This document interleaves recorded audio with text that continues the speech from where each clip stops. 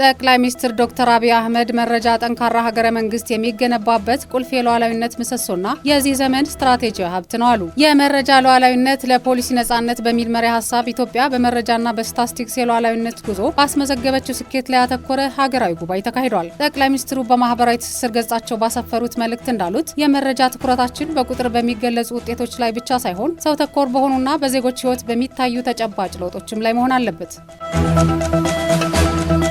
ምክትል ጠቅላይ ሚኒስትር ተመስገን ጥሩነህ የሀሮማያ ሐይቅ ዳግም መወለድ አረንጓዴ አሻራ ከሰጠን ፍሬዎች አንዱ ነው አሉ። ምክትል ጠቅላይ ሚኒስትሩ በማህበራዊ ትስስር ገጻቸው ባሰፈሩት መልእክት በ1996 ዓ.ም ሙሉ በሙሉ ጠፍቶ የነበረው ሐይቁ በአረንጓዴ አሻራና በተፈጥሮ ሀብት ጥበቃ ጥረት ዛሬ ወደ ቀደመ ውበቱና ስሪቱ ተመልሷል ብለዋል። ይህም አረንጓዴ አሻራ ለኢትዮጵያ የውሃ አካላትና ለተፋሰስ ልማት ቁልፍ ኢኒሼቲቭነቱን በተግባር ያረጋገጠ መሆኑን ገልጸዋል።